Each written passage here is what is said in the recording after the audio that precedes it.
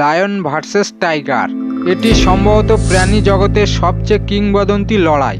আসল রাজা কে? এই চূড়ান্ত বিড়াল প্রজাতির লড়াই আপনার প্রত্যাশার চেয়ে অনেক বেশি বার ঘটেছে।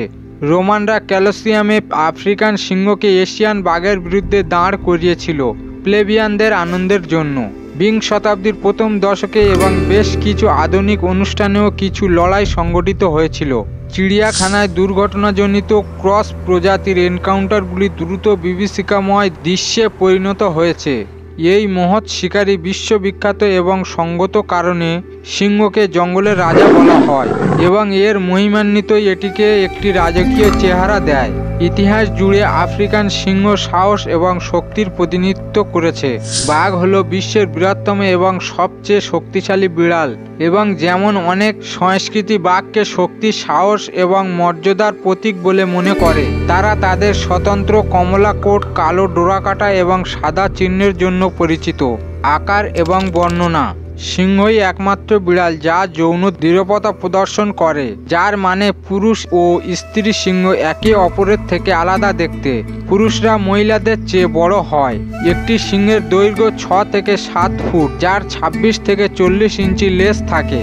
ওজন 250 থেকে 450 পাউন্ড, অর্থাৎ 120 থেকে 200 কেজি। প্রাপ্তবয়স্ক সিংহের রং বাপ থেকে ধূসর, ধূসর থেকে বাদামি রঙে বিভিন্ন শেড বদলায়। পুরুষ এবং মহিলা উভয়ই শক্তিশালী, গোলাকার মাথা এবং কানযুক্ত পেশিবহুল বিড়াল। শুধুমাত্র প্রাপ্তবয়স্ক পুরুষ সিংহই একটি বাদামি মরীচিকা বা কালো রঙের দাগ দেখায়, যা ঘাড় এবং বুকের নিচে প্রসারিত হয়। বাঘ তাদের উপপ্রজাতির অনুসারে রং, আকার এবং চিহ্নতে পরিবর্তিত হয়। বেঙ্গল টাইগার, যারা ভারতের বন অঞ্চলে বাস করে, তাদের চেহারা একটি গাঢ় কমলা রঙের কোট সহ কালো ফিতে এবং একটি সাদা আন্ডারবেলি। একটি পুরুষ বেঙ্গল টাইগারের গড় ওজন প্রায় 490 পাউন্ড, অর্থাৎ 220 কেজি। বেঙ্গল টাইগারের দৈর্ঘ্য 6 থেকে 7 ফুট এবং লেজের দৈর্ঘ্য 3 ফুট, অর্থাৎ 1 মিটার। সাইবেরিয়ান বাঘ সমস্ত বাঘের উপপ্রজাতির মধ্যে বৃহত্তম। রঙে হালকা এবং একটি মোটা কোট রয়েছে, যা তাদেরকে কঠোর সাহসী করতে সক্ষম করে। রাশিয়ান টাইগার ঠান্ডা তাপমাত্রায় থাকে। পুরুষরা মাথা থেকে লেজ পর্যন্ত 10 ফুট 5 ইঞ্চি পর্যন্ত বৃদ্ধি পেতে পারে এবং তাদের ওজন 660 পাউন্ড, অর্থাৎ 300 কিলোগ্রাম পর্যন্ত হতে পারে। পরিসর এবং বাসস্থান। সিংহরা তৃণভূমি এবং সাভানা আবাসস্থল পছন্দ করে, যেমন নদীর মতো জলের উৎসের কাছাকাছি। ঘন বসতিপূর্ণ বনের পরিবর্তে তারা খোলা জায়গায় শিকার করতে পছন্দ করে। সিংহ তাদের রেঞ্জের সমস্ত রেইনফরেস্টের আবাসস্থল থেকে অনুপস্থিত। আফ্রিকান সিংহের বেশ কয়েকটি উপপ্রজাতি রয়েছে, যা বৃহত্তম সিংহহীন বিস্তারিত দ্বারা বিভক্ত। ঐতিহাসিকভাবে আফ্রিকান বিশাল সংখ্যাগরিষ্ঠ অংশ জুড়ে সিংহ পাওয়া যেত, কিন্তু তাদের বর্তমান পরিসীমা মধ্য এবং দক্ষিণ আফ্রিকায় অবস্থানের মধ্যে সীমাবদ্ধ করা হয়েছে। আফ্রিকার বাইরে গ্রিস থেকে ভারতের সিংহ পাওয়া যেত। কয়েক শতাব্দী ধরে মানুষ ধীরে ধীরে এই জনসংখ্যাকে ধ্বংস করেছে। বর্তমানে এশিয়াটিক সিংহের উপপ্রজাতির একটি ক্ষুদ্র জনসংখ্যা পশ্চিম ভারতের গ্রিক ফরেস্টের জাতীয় পার্কে সিংহে পাওয়া যাবে।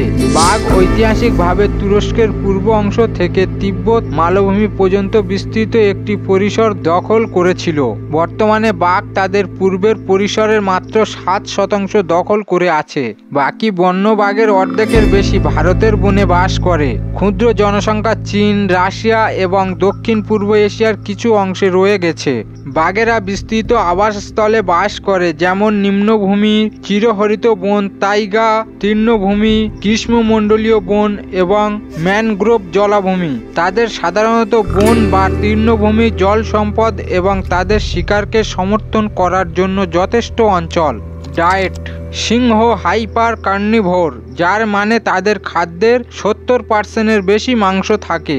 আফ্রিকান সিংহরা জেব্রা, আফ্রিকান মোষ, জেমস বক্স, জিরাফ এবং ওয়াইল্ড বিটস সহ বড় আকারের আনগুলেট শিকার করতে পছন্দ করে। তারা খুব বড় এবং খুব ছোট শিকার এড়ায়, তবে গৃহপালিত পশু গ্রহণ করে। একটি সিংহ তার আকারের দ্বিগুণ শিকার করতে পারে।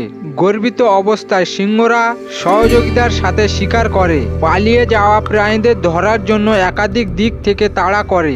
সিংহরা তাদের শিকারকে শ্বাসরোধ করে হত্যা করে। অন্যদিকে বাঘেরা অ্যাম্বুশ ব্যবহার করে শিকার করে এবং নিঃশব্দে তাদের শিকারকে তা ধরে রাখার জন্য যথেষ্ট কাছাকাছি যায়। সফল শিকারের জন্য দক্ষতা এবং নির্ভুলতা প্রয়োজন হয়। বাঘ মাঝারি এবং বড় শিকারের জিনিস পছন্দ করে, বিশেষ করে আনগুলেট বা খুরযুক্ত স্তন্যপায়ী প্রাণী। তারা সাধারণত 200 পাউন্ডের প্রাণী শিকার করে অথবা আরও বেশি। আচরণ: সিংহ দিনে 16 থেকে 20 ঘন্টা ঘুমায়। তারা প্রায় ভোর বা সন্ধ্যায় শিকার করে, তবে তাদের সময়সূচি পরিবর্তন করতে তাদের শিকারের সাথে খাপ খাইয়ে নিতে পারে। তারা কণ্ঠস্বর, মাথা ঘষা, চাঁটা, মুখের অভিব্যক্তি ব্যবহার করে যোগাযোগ করে। সিংহগুলি তাদের প্রচণ্ড গর্জনের জন্য পরিচিত, তবে তারা গর্জন, মায়া ও স্নরল এবং ক্রুও করতে পারে। প্রাপ্তবয়স্ক বাঘ একাকী প্রাণী এবং খুব কমই অন্যান্য বাঘের সাথে যোগাযোগ করে। তারা অঞ্চলগুলি বজায় রাখে, তবে এই অঞ্চলগুলির বাইরে নিয়মিত ভ্রমণ করবে। মহিলাদের অঞ্চলগুলি সাধারণত পুরুষের সাথে ওভারল্যাপ হবে, তবে দুটি পুরুষের অঞ্চল হবে না। বাঘ ঘন ঘন সাঁতার কাটতে এবং পুকুর, নদী বা স্রোতে স্নান করে। তারা তাপ থেকে পরিত্রাণ হিসাবে জলের উৎস ব্যবহার করে এবং পুঙ্খানুপুঙ্খভাবে সাঁতার উপভোগ করে। এখন আমাদের বড় প্রশ্নে ফিরে আসা যাক, হেড টু হেড লড়াইয়ে কে জিতবে? সিংহ জঙ্গলের অবিসংবাদিত রাজা উপাধি ভোগ করে, তাই কে জিতবে, সিংহ বনাম বাঘ? এর উত্তর সুস্পষ্ট। সিংহরা কি রাজা হয়, তাই না? কিন্তু আমার মনে হয় না।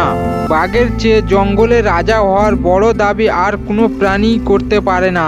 অনেক বাঘ প্রজাতির প্রাকৃতিক আবাসস্থল একটি জঙ্গল। বিড়াল প্রজাতির লড়াই আমাদের অবশ্যই তাদের নিজ নিজ শক্তি এবং দুর্বলতাগুলির উপর একটি উদ্দেশ্যমূলক দৃষ্টি নিক্ষেপ করতে হবে। মনে রাখবেন যে সাইবেরিয়ান বাঘ তাদের নিকটতম বাঘের আত্মীয়দের তুলনায় উল্লেখযোগ্যভাবে বড়। এটি এমন একটি লড়াই হতে পারে যা এমনকি সবচেয়ে নির্ভীক সিংহই চাইবে না। পরিবর্তে আমরা নিষ্ঠুর বেঙ্গল টাইগারকে সিংহের আদর্শ প্রতিপক্ষ হিসেবে মনোনীত করি। এটি ঝগড়া করার জন্য যথেষ্ট বড়, তবে এত বেশি আকারের নয় যে লড়াই শুরু হওয়ার আগেই শেষ হয়ে যাবে।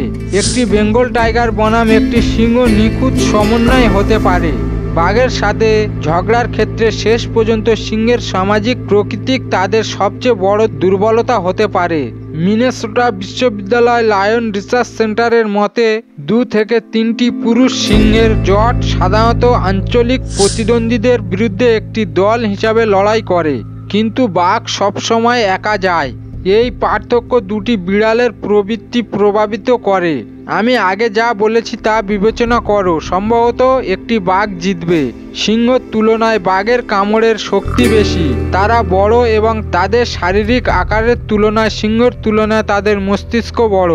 ঐতিহাসিক রেকর্ডে অফ হ্যান্ড উল্লেখ থেকে বোঝা যায় যে বাঘ সাধারণত প্রাচীন রোমের শীর্ষে উঠেছিল এবং বন্দি দশায় আধুনিক যুদ্ধগুলি সাধারণত সেইভাবে হয়, তবে প্রতিবার নয়। সিংহ এবং বাঘের প্রত্যেকের শক্তি আছে এবং প্রদত্ত লড়াইয়ের ফলাফল সম্পূর্ণরূপে ব্যক্তিত্বের উপর নির্ভর করে, তাদের ইতিহাস, যুদ্ধ শৈলী এবং শরীরবিদ্যা।